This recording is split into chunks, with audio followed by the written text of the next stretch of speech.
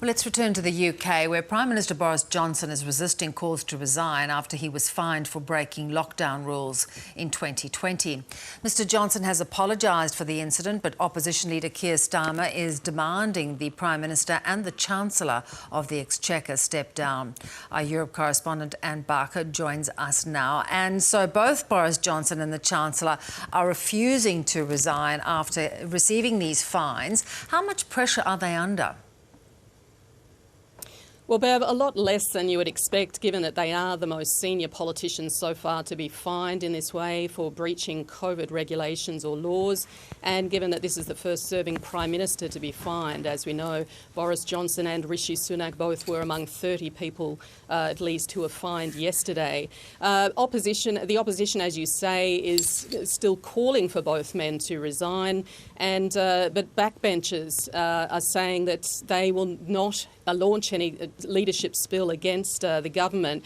Even Tory MPs and leaders who've previously suggested that they should go, given that they breached the rules on holding the party that was at the centre of this fine in May 2020.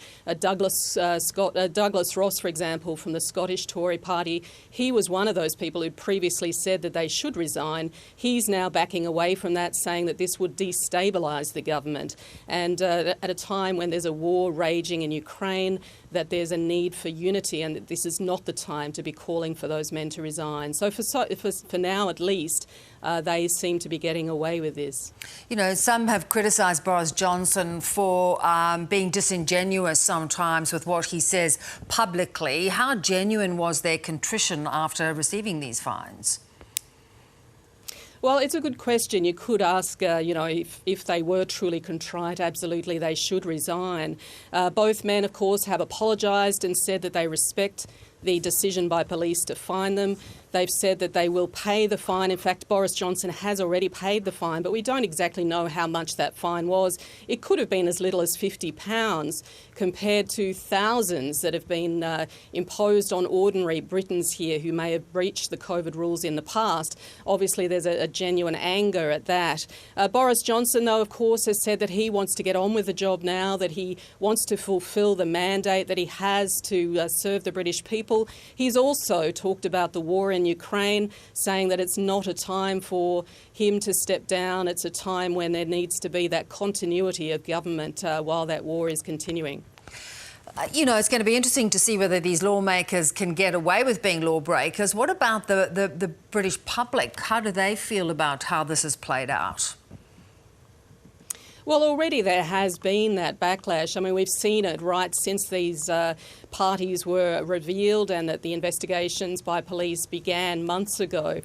Families who lost loved ones to COVID, parents who lost children, for example, are the ones who are angriest, and rightly so. They say that, it's truly shameful that Boris Johnson should not be stepping down as a result of breaking these rules.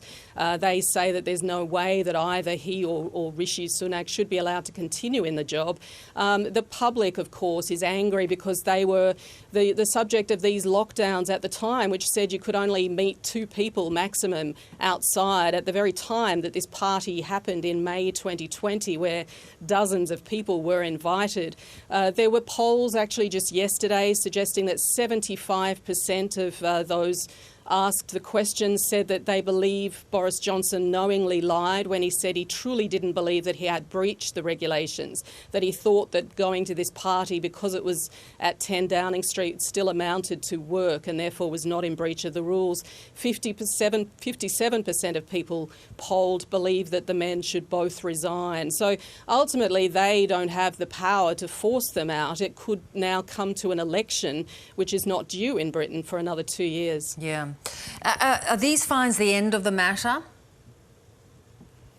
Well, no. I mean, there are possibly more fines and possibly more that could be imposed against Boris Johnson and Rishi Sunak. There were other parties in 2020, one in June, one at Christmas that year, where we know that Boris Johnson was definitely at some of those. And he has said that he will fess up if he is given any more fines. More importantly, there is still the independent report that's being done by Sue Gray, a civil servant here, looking at the broader issues, if you like, behind those parties. Now, that report could actually be released next week, and the expectations are that that will be damning. Whether that changes anything, we of course won't know until it's released. Parliament here is about to go into a recess for Easter. It won't resume until next week, but there will be the usual weekly question time on Wednesday. So that too will mean that this issue is unlikely to die in the next week or so at least. Good to talk, Anne. Thanks so much for that.